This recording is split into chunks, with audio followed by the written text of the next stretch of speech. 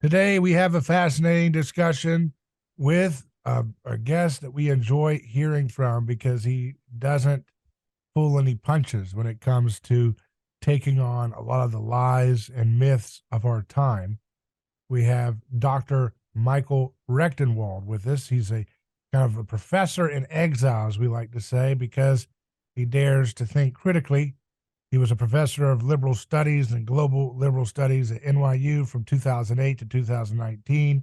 He also taught at Duke University, North Carolina Central University, Carnegie Mellon University, and he's also currently a distinguished fellow at Hillsdale College, author of 12 books, including the new title that we have been exploring in our recent conversations, and we will to do so again today. The book is The Great Reset and the Struggle for Liberty, Unraveling the Global Agenda. Dr. Rectenwald, thank you for joining me. Great to be here. Thanks for having me. Yeah, and this is a momentous, interesting day. I mean, this is a day where um, a lot of interesting kind of surreal moments are taking place. Where, as we're speaking, this um, arraignment of Donald Trump, where he's going to receive his indictments. He's over in Manhattan, returning to his uh, hometown where he made his name originally as a celebrity, and now he comes back as a person who faces imprisonment after being the president, the 45th president of the United States. And this is a big watershed moment for American history and world history because America is the global hegemon, and it's always carried a sacred aura that it, is above the fray in terms of being, petty and locking up its political leaders. And that mask is now off in this moment today. Yeah. Yeah, we're looking at the total consolidation now of power in this uniparty headed by the Democrats, a totalitarian regime that is now, already has been incarcerating political opposition in a gulag system, and now is extending it out to attempting to, they're arresting their political opposition now and drumming up charges of complete, basically totally fatuous charges, and really bringing the country to a state where we're seeing that the justice system is a tool, a political weapon now. It is not anything at all remotely impartial. So, I mean, this is, this is the Bolshevization of the United States, in my opinion. Yeah, it is, and it's something that you can't believe it when it happens, but you can believe it because of how far we've been going in these narratives of hysteria, especially when we take an anthropological perspective about how societies actually function in the grand scheme of history on finding a scapegoat that can try to be a vessel for shame and disapproval and hatred. Of course, this isn't going to work with the president because of the fact that he has a very strong following, um, and in our day, the stone the builders rejected has become the cornerstone. That motif will backfire on any kind of strong arm tactics that are used to try to consolidate power in a Christ haunted society. So we live in a playbook written by Jesus in his life story. And so the tyrants around us are not able to Mhm. fully complete the task that would have been easier in previous periods of history. Yeah, that's a very sanguine view, and I happen to agree with it. I think that's the case, that we're looking at a time where the dark forces have taken off the masks, and they have basically now, there's no dissembling here. We know exactly who they are and what they're doing, and they don't hide anything now. And we see Christianity being hounded in various regions of the world. in Israel, there's a bill to make it illegal to proselytize, for example. So we're looking at a full-fledged attack on the Christian world, Christianity, and Christ-centered thinking and being. Yeah, and you made a post where you said the belief that Trump's indictment means that it can happen to Democrats too is false. I think that's an important point to expand on, because we are hearing this a lot by people who are moderates or Republicans or Democrats, even as some of them are saying, well, the problem with doing this is now it sets a precedent. They're going to get us back. And it's like, no, that's a stupid reading of where we're at here. Yeah, that's a very bad reading of where we're at. That's not even possible. We're looking at now, this is we've had a revolution here. We've had a cultural revolution. Now, it's not, strictly capitalist, or I'm sorry, communist. It's a kind of corporate socialist revolution, where we have this whole collusion between the democratic run state and these corporations, and we've had the takeover of the entire state and all its departments, all the alphabet agencies, inclusive of the FBI and the DOJ and so on. So we're looking at not a precedent in which the Democrats might get indicted in the future. This is not the case. This is a uniparty rule, and they've made elections a sham. I'm not saying that it would have been any better had Trump won. I think it might have been, actually, but they've made elections a sham. They've made the court system a sham. They've made the legislation a sham. They've made everything really. We're looking at. I don't know how else to put it. This is totalitarianism, because we don't have any real political opposition anymore. Yeah, the It's been Republican outlawed. Party is the junior partner of this uniparty system, and Yeah, they're designed to take their grift and their handouts for their particular special interests, and then put up a squawking match, and then fold for everything that the dominant part player in that relationship wants. That seems to be right. the dynamic here. Yeah, absolutely. And they seem to have Stockholm syndrome as well.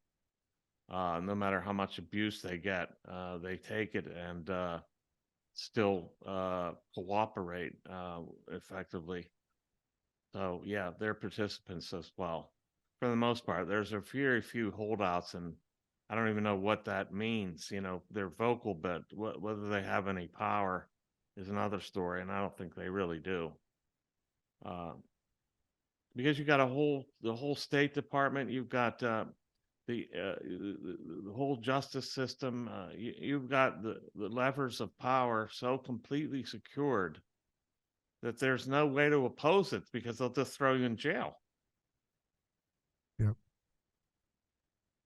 Yeah, it's so again, though, at the same time that this is happening, my running thesis is that this stuff backfires on totalitarians in the Christ haunted society that we're in. So, how does this, the more they double, because it's like you go back to 1917 and the communist revolution, what was going on there. That's 100 years ago from deep media driven revolution in terms of our victim consciousness that the gospel brings. So, when you think about what the kind of technology and media technology they had in 1917, the ability to maintain mythic narratives which conceal violence and make unanimous consent that, yes, these persons deserve to be brutalized, was much easier to accomplish in 1917 than it is in 2023. You have to Yeah, be much more clever and sophisticated, which they've done in the pandemic and so forth. But the more they double down on these spectacles of power plays, it undermines their legitimacy. So it's not in my opinion, clear whether these moves are going to make their power more powerful or actually create more chaos for their attempts to maintain their control. Yeah, I think that's true. They keep producing also the resistance, a real consciousness amongst a vast constituency, I think, a vast contingent, much bigger than they think, that are completely on to everything they're doing. And they won't fold. We're not going to fold. We're not going to stop thinking independently or critically about all this, and they're not going to be able to eradicate our consciousness as much as they'd like to with this transhuman technology, to eradicate our consciousness and bring it under the fold of complete remote control. I think there's too much dissidence out there that will not allow it. And so, yeah, and I believe that's definitely Christ based. Christ makes that possible. Yeah. When you look at the lectures that you're doing, the book tours, the events that you're speaking at, what is a common theme you're hearing from folks who you're meeting when they're engaging you? What seems to be animating their resistance to this totalitarianism the most? What issue? I don't think it's a particular issue. I think it is self determination and uh, a a recalcitrance. A kind of uh, conscious opposition, and I would say that the more these people try to pull off their doublespeak and their gaslighting and all that, the more it comes to clarity in people's minds that that's exactly what's going on. That this is not the truth, and they're being told lies, and they're being told the inversions of the truth. You know, the actually exact opposite of truth is being declared as the truth, and they will not have that. They will not have it that whatever they believe must be misinformation or the result of disinformation. They just their independent is not assailable by this group. It just can't be brought down. Right. You have a piece out at resistancepress.com called Repressive Tolerance or the Totalitarianism of the Subversive Elites. And you talk about this story I hadn't heard of before about a Wayne State University English professor named Stephen Shaviro. He was suspended with pay for writing a Facebook post stating that it would be better to kill bigots rather than to shout them down. He, the professor, taught courses in film, apparently referred to what recently happened at Stanford University Law School, where Judge Kyle Duncan of the Fifth Circuit Court was facing vitriol and abuse. It said that he couldn't get an edge. You say that he couldn't get a word in edgewise, and then Shaviro, this professor at Wayne State University, says, "So here's what I think about free speech on campus. Although I do not advocate violating federal and state criminal codes, I think it is far more admirable to kill a racist, homophobic, or transphobic speaker than it is to shout them down. In other words, some speech merits its speaker a death sentence." I mean, this is chilling stuff, and it's something that is in line with the way the media has dealt with this recent uh, atrocities against children Hmm. by this transgender person, where they're saying, "Oh my goodness, we are," that the transgender person is the real victim here Yeah, because their identity is so oppressed that they felt so isolated that makes them more sacred of a victim than actually being the one who is killed in innocent cold blood. it's unbelievable. But I said that in this essay, I go on to show how this follows directly from the playbook, I think, that was written called Repressive Tolerance by Herbert Marcuse, the Frankfurt School theorist, who effectively laid out the justification for not only shutting down speech that was deemed regressive or whatever they wanted to call it, bigoted or regressive or anti-liberational or whatever they were saying. It also justifies violence against these speakers. And likewise, this guy Shaviro is really following in a tradition, actually, that's been established by the left. This tradition assumes that right-wing speech, as they would call it, or any speech that effectively they deem to be harmful, deserves to be silenced and even pre-censored, according to Marcuse. And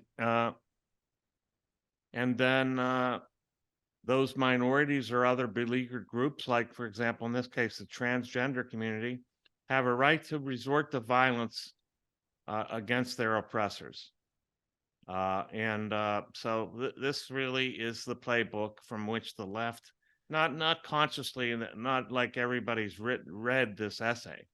It's just become metastasized, and it's merely spread, and it's been implicitly taught to leftists that this is how to behave, and this is what is justifiable. So this Shaviro guy just, comes in a long line of leftist, authoritarian totalitarians who believe that they're so right, and that they're right, and their righteousness means that they have a right to literally obliterate people for speech that they deem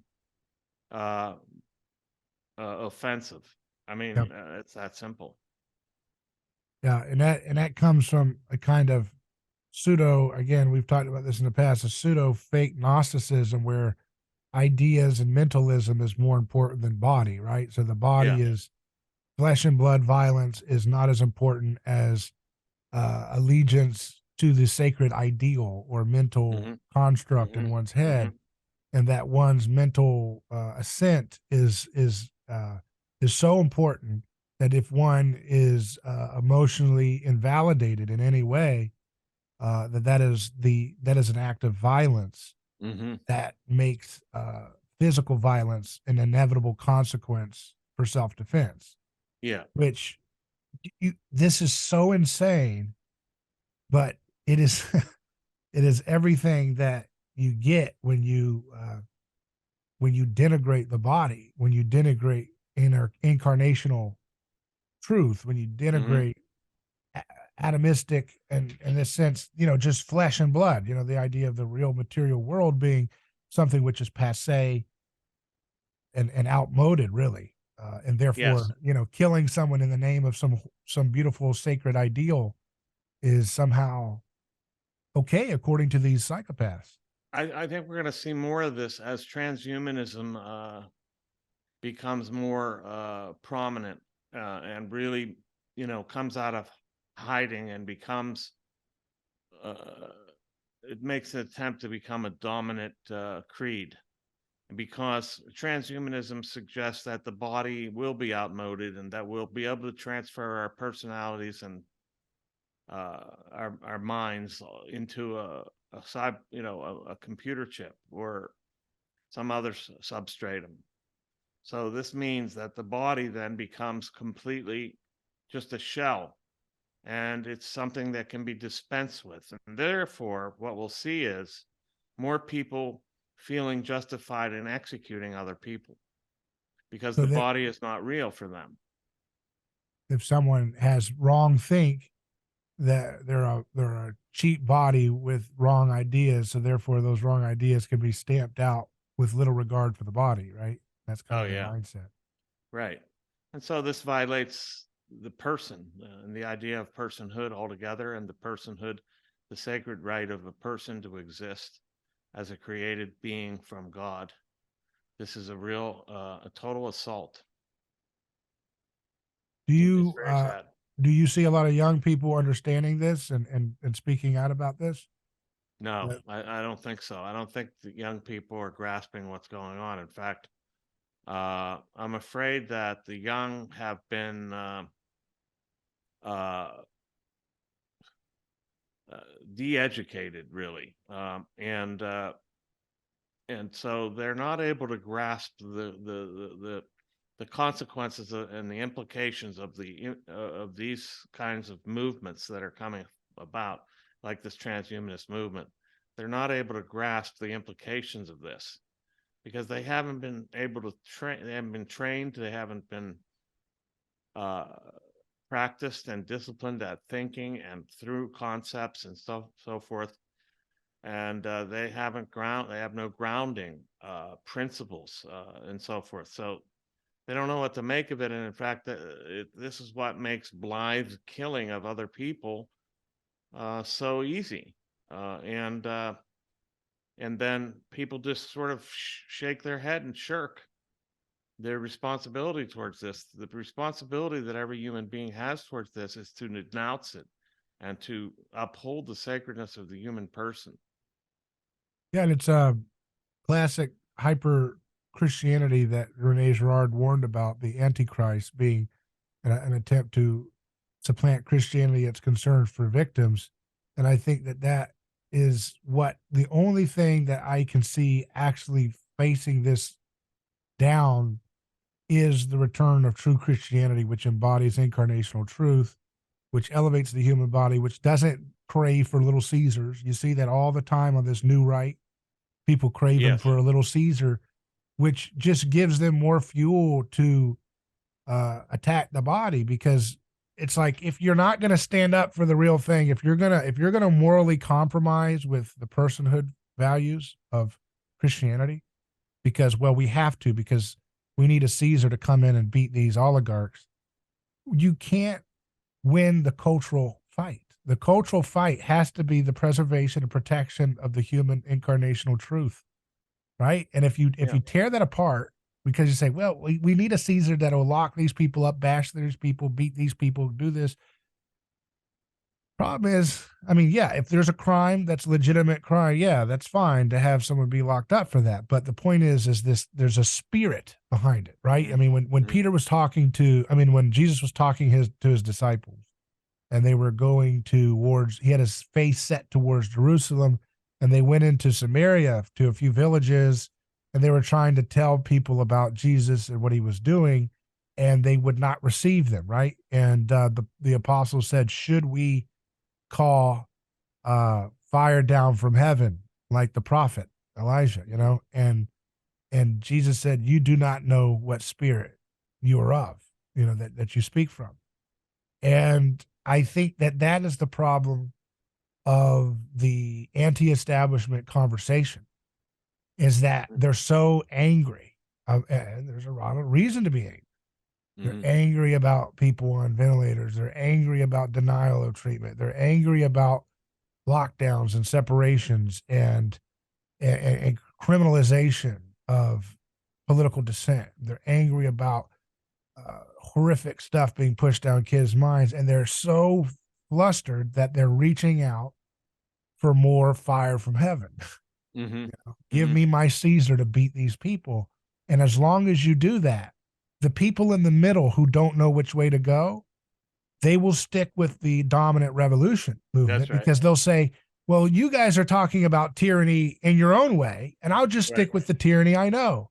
You Right. look weak because you're just imitating the dominant totalitarians, and you're saying, well, wait till we get back and we're going to force our blasphemy laws down you. It's like, are you stupid or what? You don't even know anything about Jesus if you think that. You've never even Yeah. studied the We're Bible. seeing that a lot on Twitter. I see this all over the place where people are now basically talking about white pride and other forms of not supremacism, but they're countering the left's identity politics with this white identity politics, white straight hetero identity politics. It's all over Twitter. It's all over the social media in general, and it's a mistake because you're just taking the same principles and applying it in reverse. and it is not the way to counter this. It is not the way to counter this. You don't counter like when we're dealing with evil. You don't counter like with like. Right. No. And just from again, the people say, because you'll hear that the common refrain from the right wing is to say, well, we've had enough of trying to, be nice. That makes us the designated losers. But there's a kind of truth to that, but there's the wrong lesson they're learning from it, because they're saying, they tried to mock people who say, well, let's stop trying to curry favor and win friends with the left, because that never gets us anywhere. Because that's what you'll hear people say. We are so tired of people who want to be liked by the left and want to be accepted. But that's not what we're actually talking about either. But it looks like that on the surface when I say stop with this Little Caesar fever dream on the right. It looks kind of like I'm trying to say, well, let's make friends with the left. What I am trying to say, a lot of different things here, but one is, it's not about the hardened, angry, dogmatic left that this approach of following Christ is necessarily going to work with, although it can. It's going to work for those in the middle who are not entrenched and possessed by ideology to the point of no return. Yeah. Absolutely. And so if a guy in the middle is looking at both ways and he's saying, all right, this team's getting totally dunked on and criminalized, but they're saying, you wait till we get out of prison, we're going to get you back. They're like, okay, well, we'll just stick with what we got then. It sucks. It's bad. It's garbage. It's wrong. But this is what we know. It gives us NBC. It gives us TV. It gives us our Disney parks. It gives us our cotton candy. It gives us our seed oil fried sludge. We like what we have. This is what we'll keep. That's an unknown weird box that looks weak, because all it's doing is just saying, well, I'll use these means of violence against you one day. You just wait. And it looks weak and pathetic. But when you can take the nonviolence of Christ and bear it with confidence, you can actually break through the dialectic and create that wondrous awe that makes people move into your column and move the culture with you, That's what we need to do, is move the culture with us. But then you have the another contingent that are basically saying, Christianity is what got us this mess, because we don't have any way of striking back against people, because we're supposed to turn the other cheek. Likewise, this pacifism has allowed this cultural Marxism, for lack of a better term, to overtake us. So what do you say to them? That's a difficult one, I think. Well, there's a few ways you look at it. First of all, the Republican Party politics has not been turning the other cheek. They have gone to wars that were based on lies. Right. How many people came back from those wars with PTSD? How many people came back with broken marriages? How many people came back with children angry and alienated from their fathers and their mothers? That's the Republican Party's legacy for generations, and the Democrats too. But the point is, we haven't seen the party of peace and nonviolence. We haven't seen it. We haven't seen a party that says, wait a second, how are we actually going to, conduct ourselves in a way that is in keeping with the spirit of God desires mercy, not sacrifice? What we have seen instead is mercy via sacrifice in the form of shock and awe in Iraq, in Libya, and Syria. Oh, we're giving mercy to the women of Iraq, but we got to shock and awe them into that mercy. That's sacrificial violence. That's not mercy. And that's therefore they don't know what spirit they're speaking from. They're speaking from a spirit that is against Christ. So if you do lip service, and here's the interesting thing, it's kind of hard to parse this out, because there is on one layer, the Lindsey Graham, Mitt Romney style republicanism, which rhetorically kind of turned the other cheek, right? Rhetorically, the Democrats will go hard on them and they'll say, no, I'm above the fray. So there's a kind of, there's like a superficial version of not going for the throat the way the Democrats do. But see, then the new right looks at that and they say, see, David, that's what you're doing. It's like, no, that's not what I'm doing. What I'm talking about is Mitt Romney and Lindsey Graham blow people's bodies apart all over the globe. And then they use mild rhetoric because they're false opposition, they're fake opposition. Right. So it They're looks like they come in that spirit that I'm coming in of turning the other cheek, but they're not. It's like a fake version of it because it's just it's you know it's a thin veneer. But the reality is, flesh and blood victims are being destroyed. Money is being looted by the tune of trillions of dollars by the Republican Party for decades. You know, you had the Patriot Act predating on neighbors, which now has turned on the right. You had torture. You had black site rendition. You had, people in Iraq are still dealing with cancers. People who are soldiers in Iraq are still dealing with cancers. People in Vietnam are still dealing with cancers and diseases. You have a whole globe filled with carnage. And these guys want to tell us, David, we've done enough of that turn the other cheek conservatism. Let's try some tough stuff. It's like, you are stupid. You don't even know what you're looking at. I mean, you're a fool. Yeah. You're morally stupid here, morally stupid because, I mean, and historically ignorant because there's nothing to support that, Like, what did George W. Bush do that was turning the other cheek? Yeah. Right. What did John McCain do leaving those POWs over there? That's turning the other cheek? Right. I mean, come on. It's an embarrassment, Yeah. But that's what they do. They create these foils. It's like what we heard with when Trump got elected. They said, I remember seeing people in some right-wing circles, oh, this is a sign that the American people are tired of free markets. They want, this vicious, industrial policies, top-down government control of the economy. And I'm like, you didn't learn the lesson. No, they liked Trump because of his performance art, his character. They liked his charisma. He could have got up and I've told people, he could have spewed Murray Rothbard anarcho-capitalism with his same chutzpah, all of that, and he would have gotten the same support.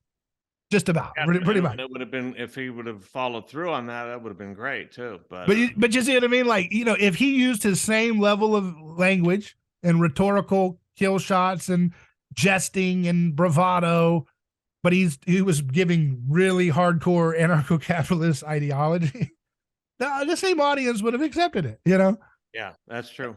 So the point is that it's not about, these wonky people that hang out in the think tank world. They read the wrong messages. They say, oh, well, Trump likes industrial policy and all this stuff. Therefore, that's what the people really were supporting him for. And it's like, I mean, there were some, but really the heart and soul of it was his persona. Right. Yeah. I think also there was there's another aspect to his support, and that has to do with the attack on the working class, on the middle working class, middle America, by this dominant elite centered woke agenda. And I think the real victims of like example in Ohio, with this derailment, these kinds of people that have been totally destroyed by this current rendition of globalization and so forth. So it's the left behind, this American contingent, this those who felt completely assailed. And they're not the beneficiaries of the state's largesse, which of course isn't largesse at all because it's based on stolen property. They're actually being attacked by the state on a regular basis. That's the people, I think, that's the real contingent and the real basis for Trump's rise. And what if Trump today did a press conference when he does it and just does something totally different, unexpected, where he says, look, today, I faced false, trumped-up charges, but I'm not the first American to do it. Here's Rufus Rochelle, a man who spent 33 years in federal prison for ghost drugs because he knew the wrong guy. He's free because of what we did while I was president. That's why they want to get rid of me. Here's Craig Cecil, who was in a first-time nonviolent offense with marijuana, serving a life sentence before I pardoned him on my final day in the White House. That's why they want me arrested, because they in this system have been predating on all of us And yes, they're soft on violent crime, but they've been throwing the book at a lot of innocent people for nonviolent crimes like what they're accusing me of right now. And I Right. am your president. I was the only one to do criminal justice reform for nonviolent offenders. Right. They're unleashing people who are violent and predators. We're not going to do that. We're going to put the violent and the predators away from society, and we're going to stop this crooked justice system. Total Aikido flip Yeah, if he that would did be that. great. But Yeah. he won't, most likely won't do it because he's got these advisors that are going to probably, try to do something more conventional, right? Yeah.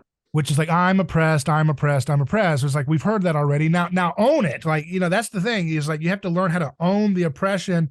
We're an Aikido move where you say, I'm bringing up Black, brown, everybody, Americans on stage tonight who have also been predated by this DOJ, and I'm showing you here's their faces. We got them free, and we're going to get more of them free. That would change the entire narrative. How could the left even deal with that, right? Because now you're taking their space and you're out competing them, right? Yeah. Now you're taking the victim underdog position in a way that's true and honest and real. Yeah. But see, that's the thing. I think that has been his that has been the basis of his success, though. Yeah. Is that he has been trying to, and I don't think it's racial either. I think it's not white America that he's Yeah. supporting. It's he is trying to. Also, they have been trying to divide us by taking from some people and giving to others through state interventions, through preferential treatment, and this is and they have been trying to create a lack of class consciousness, if you will, against the state, not against the ruling, not against the capitalist class, but against the state that is oppressing people by taking some people's money in reparations and giving it to other people, and this keeps this division alive on the bottom. And I think that's one thing that he has tried to address is that being for all Americans, not just these special identity category class people. I mean, what's happening right now is you have this pecking order of hierarchy in our American society.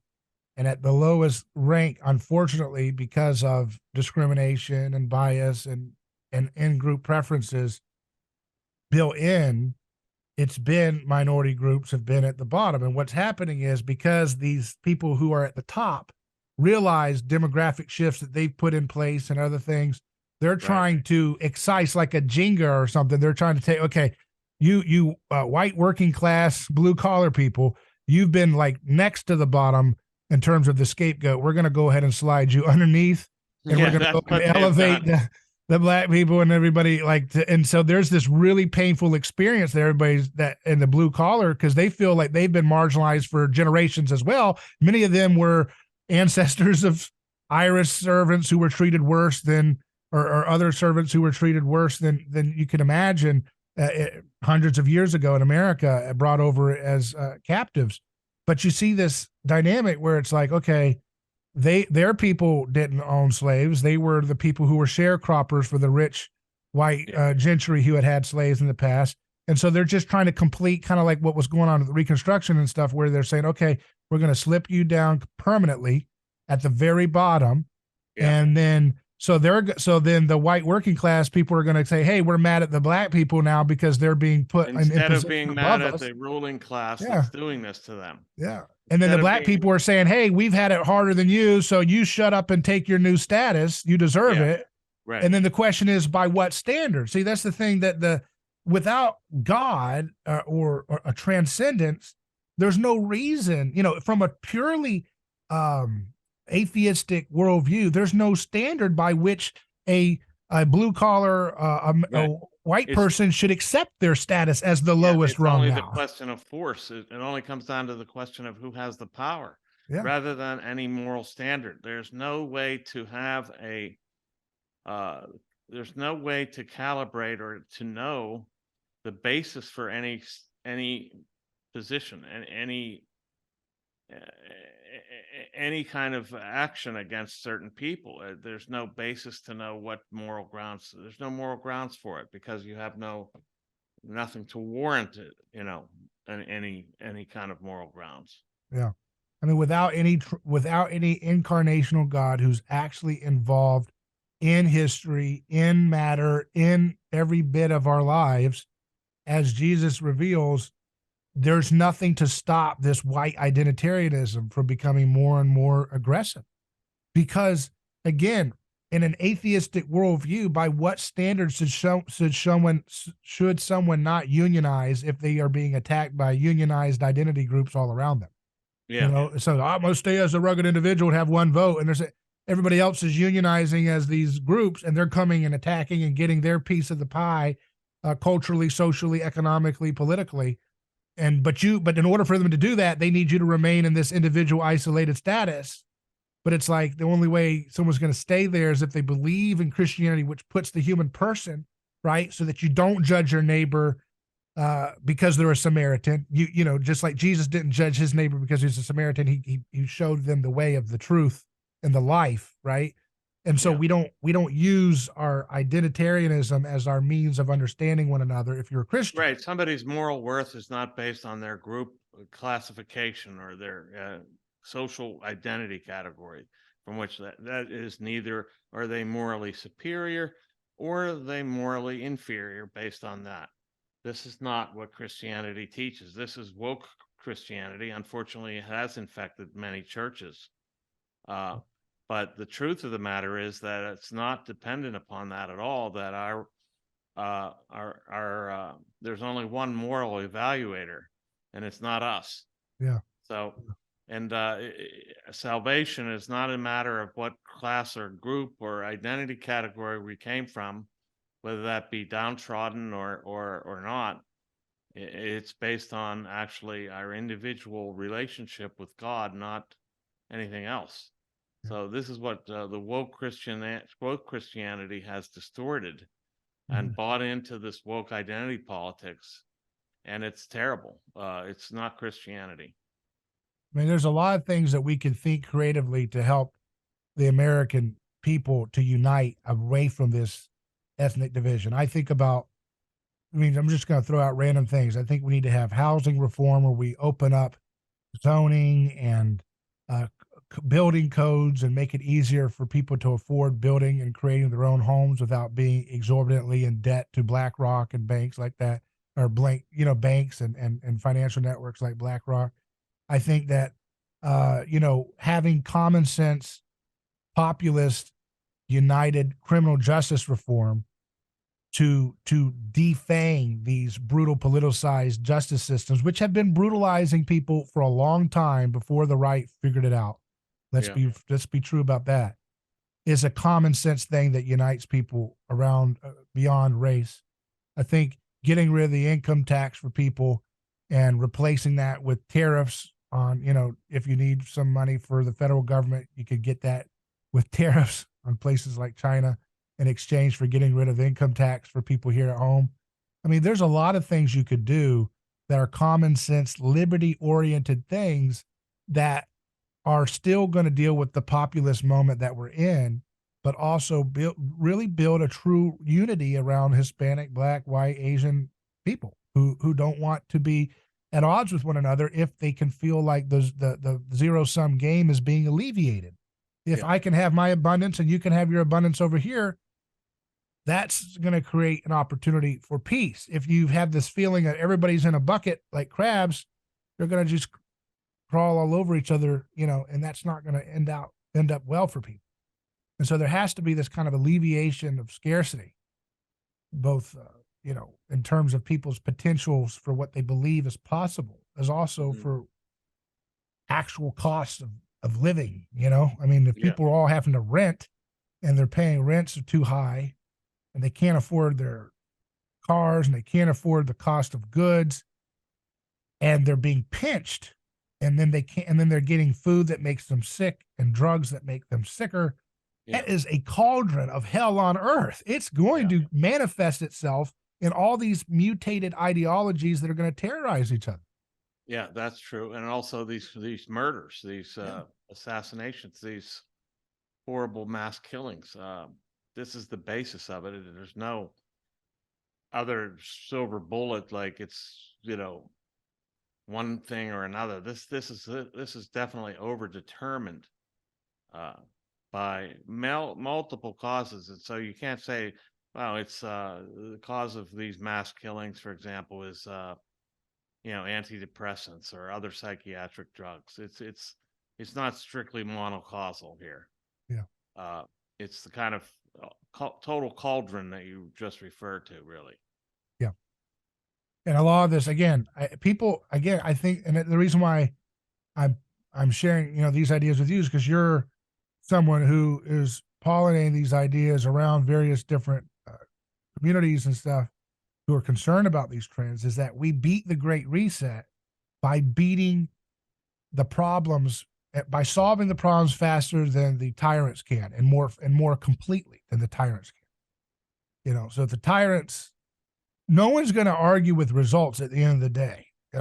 If your movement is curing big diseases like cancer and diabetes and heart disease by getting people on the correct nutrition, getting people on correct medical information, if your movement is creating energy solutions that cause people to be able to get off the grid and have sustainable energy too cheap to meter in their own home that's not polluting, if that's your movement's fruits, it's game over for the Great Reset. And that's incarnational truth. That's what Christians are supposed to do. We have totally missed out on what it means to be a Christian.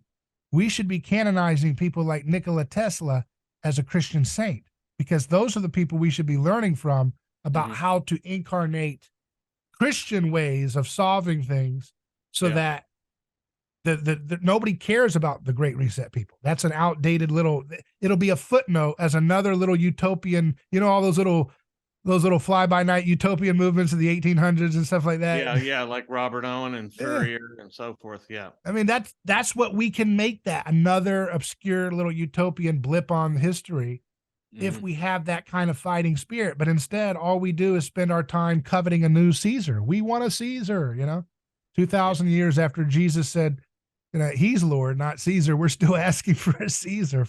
Yeah, exactly. Yeah, that's all very true.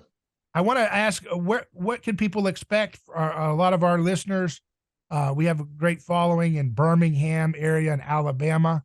What can people expect at your event, April 22nd, this month? The Great Reset, Mises in Birmingham. The Mises Institute's putting on an event where you'll be speaking, and some other great folks, Amy Beth Shaver, who I got to know, 1819 News. I was over there with these people. Tell us a little bit about what they can look forward to. Well, I'm going to present, basically, I'm going to introduce, and I'll be the keynote speaker, and I will lay out the Great Reset in thorough terms. And then I have an oppositional plan, a resistance plan, which I call the Grand Refusal. So I'll be laying out the terms of the Grand Refusal and how to stop the Great Reset in its tracks. And it goes back to some of the things you were saying, creating a parallel structure, parallel economy that works, that therefore we don't, basically the premise of the Grand Refusal is we need to cut the strings from these puppet masters. If we can't control them and what they do, we can at least we can cut the strings of their strings that are attached to us so they can't manipulate us any further. That's right. This is basically the premise.